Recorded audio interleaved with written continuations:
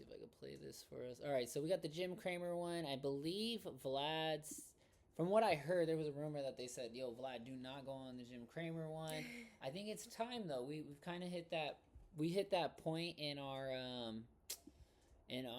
hood journey where we've kind of hit all the lows. It's like, bring it on, bro. If you're gonna have an interview with Jim Cramer and we get some inverse, I'm ready now because we've been read. So inverse me now. Yeah, So, honestly, but now's yeah, the time. we'll go ahead and play this for you guys.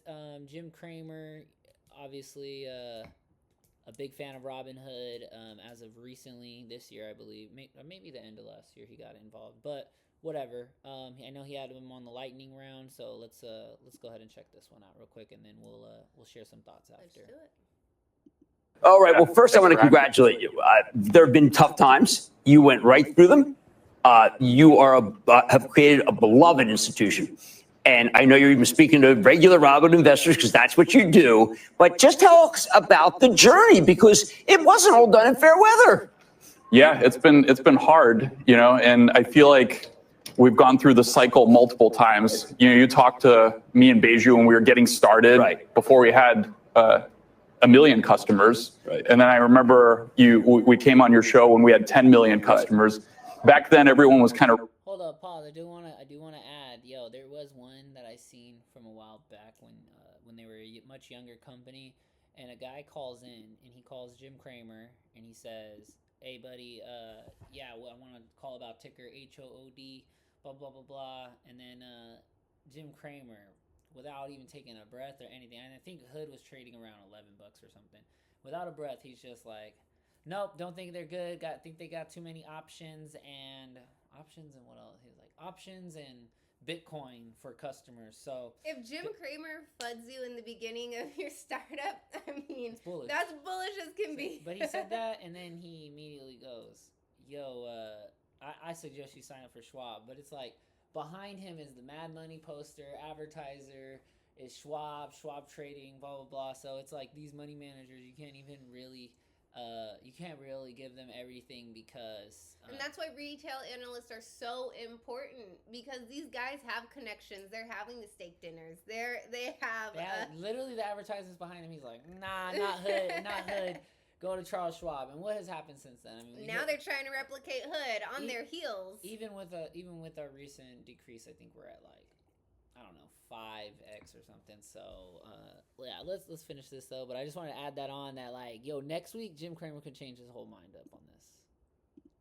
For us, and then we went through a period where we had the inevitable sort of like negative attention. We did some things that we learned from, and then things have become more positive. But now I feel like a grizzled veteran. I got my beard. You should feel that way. Being public for a while. Robinhood's more than 10 years old. So I have the perspective and hopefully the wisdom of someone that's gone through ups and downs. So, I wish the stock would go up every day. Right. Well, I'm sure we all do. But I think with over the long term, we've done very well. And we're just at the beginning. You sure have. Now, Vlad, one thing I have to tell you, when I meet young investors, and I speak to a great number of them, I am always saying, "Why are you always with Robinhood?"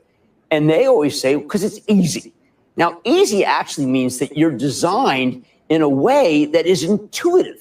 You have a terrific site. You have multiple sites. You seem to have an engineer's approach to this. And it works. Yeah, I agree with that. I mean, I'm a former engineer, mathematician. We got into this business. You know what's funny? Go ahead. If you want to talk, let me switch the camera angle for you. So you got this. No, I was just gonna say, I love that Jim Cramer says that, because Robinhood, where it is intuitively designed. It is the best app for you to maybe not know what you're doing and to get on there and say, "This is a beautiful user experience. It's a beautiful user interface."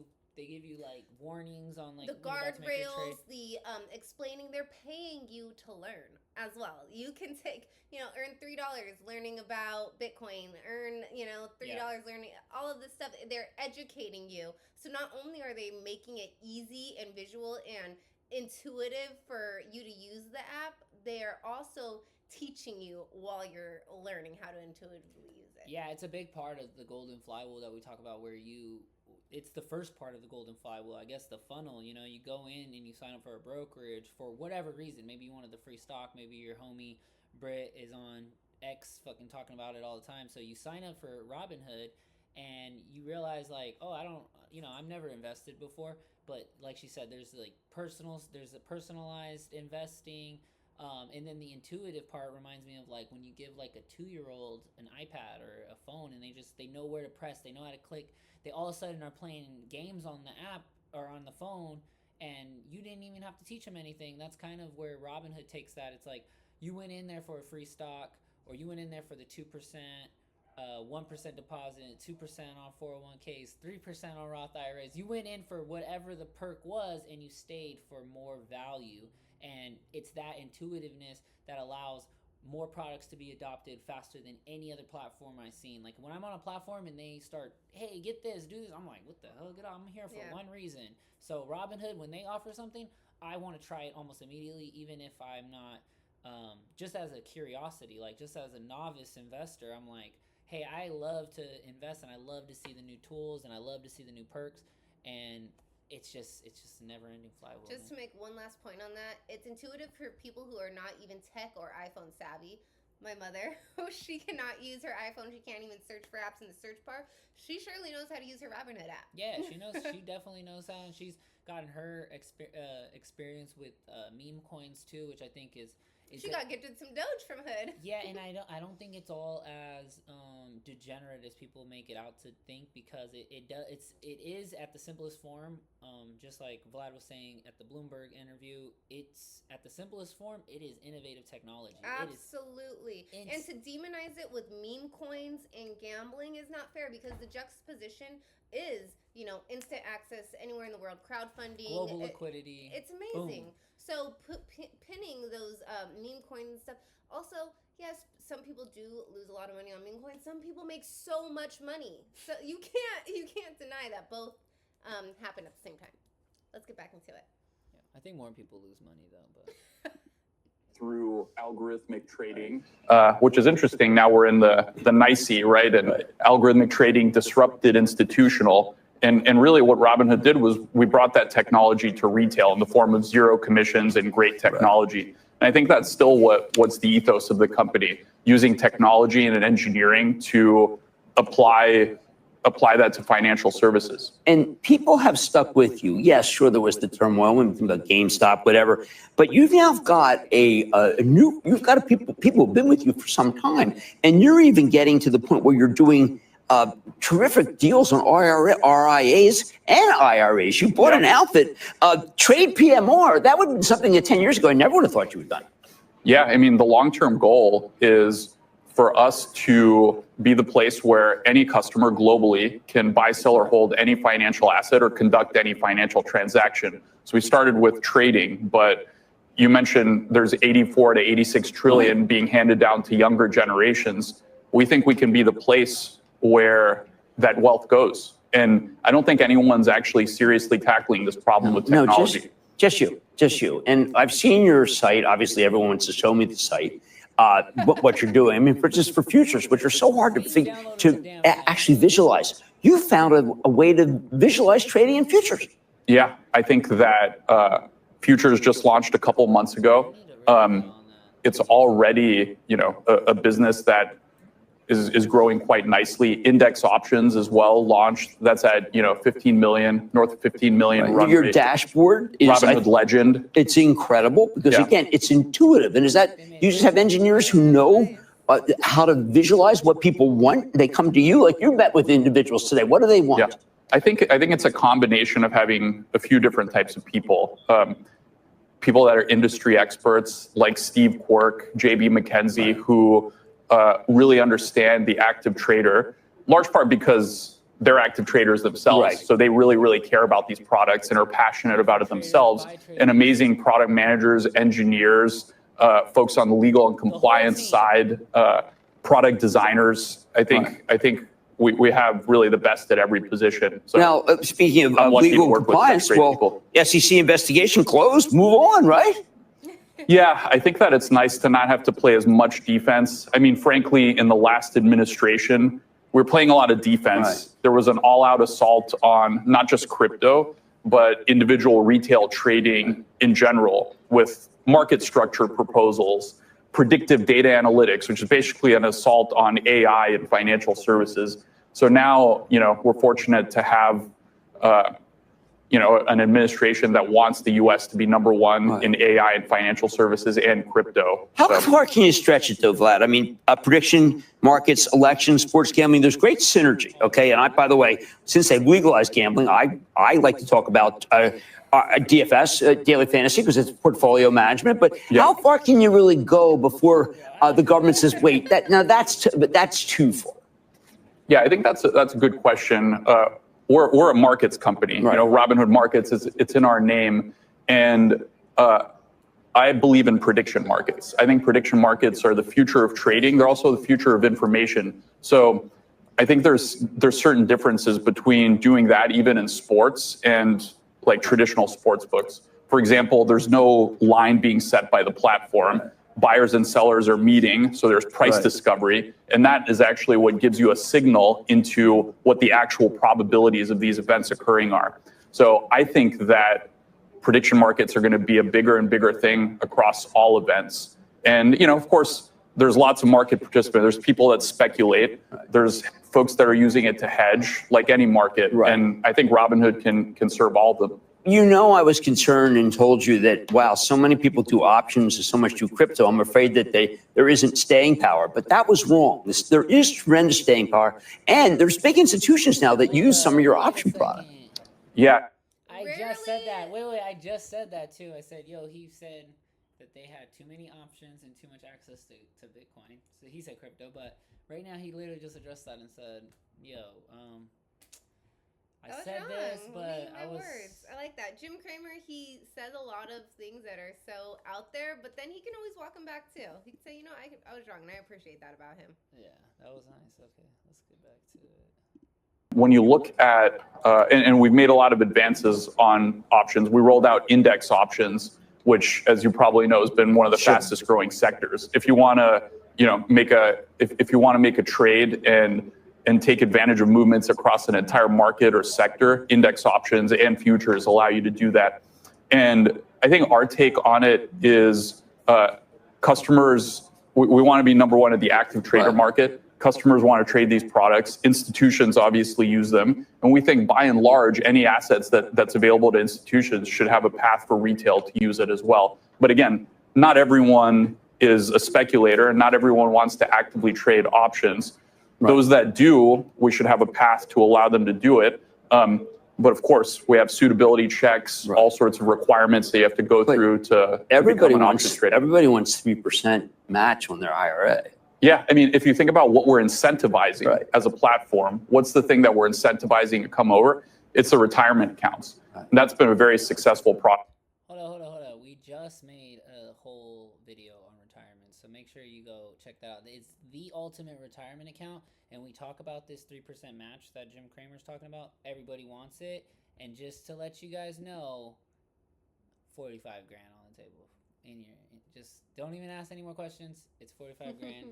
It's in there. Okay, so just go watch that video. You'll find out how to get your 45 extra grand up in there. All right. So we'll actually give you a 3% match on contributions on retirement and gold accounts.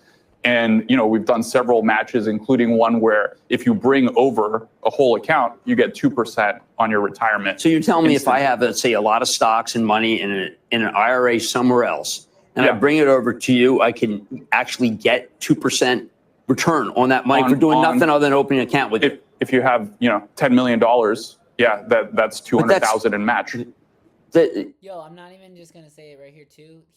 They somehow get around it where all you guys who are trying to like max out the retirement accounts, you're on your fucking fire movement stuff. We mentioned in the last video that this is an extra 3% on top of your already limit. It's not capped at 7,000 for your Robinhood account. You can get an extra $210 by using Robinhood just with that 3%. It's like a little magic secret. Little backdoor. Can afford that? Well, yeah. What we've seen is we measure. Obviously, this is part of being an engineering company. We measure the ROI of these matches, and we've ran lots of them over time Some of them work out for us, some of them don't. But the ones that don't, we've stopped doing, and the ones that do, we keep doing over and over again. You have a card, the Robinhood, the gold card. Yeah. It has many advantages. Tell us about it. Yeah. So 2 things: best rewards on the market, 3% cash back on all categories, and the best user experience. And I've showed it to you. You've seen it. Yeah. You can create virtual cards, which allow you to, it's great for security if you don't want to share your card number. Also, if you want to have a different card for a restaurant reservation, for free trials, it gives you the power to do that. And it's our first product built for the whole family. I think that's going to be a bigger thing for us going forward.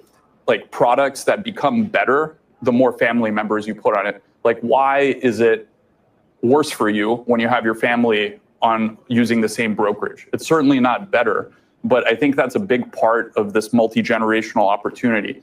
If Robinhood can become better for you, if your kids are on it, your spouse is on it, your parents, then, when there is an inheritance event, it's the natural choice. Absolutely. Right now, 70% of people fire their parents' advisor and move on to a new platform. So I think there's a huge opportunity. I think a lot of the incumbents have been sleeping on it, frankly. Well, I have to tell you, I'm so proud of you. I know that I remember when you started, and it was something that I said, geez, maybe this is going to get a lot of people in and democratize. And you know what? You've succeeded more than anyone else I have met in my life in democratizing stocks. Thank you. Well, thank you. You started it all in popularizing this, and I think we've got a long way to go. We've got to do it all over the world, and of course, Robinhood itself is going to expand from retail to business and institutional. Not worried. I think you'll do it. Not worried at all. That's Vlad Tenev, Yo, he That killed was that. a banger. I absolutely love that interview. That when I said that was a little pep talk for a red day, I meant it because that fired me up. I feel really good about that. Jim Cramer let him talk about every product too. It was like a little reunion as well. Yeah, because he's always ends up back on Jim Cramer. But like he said, Jim.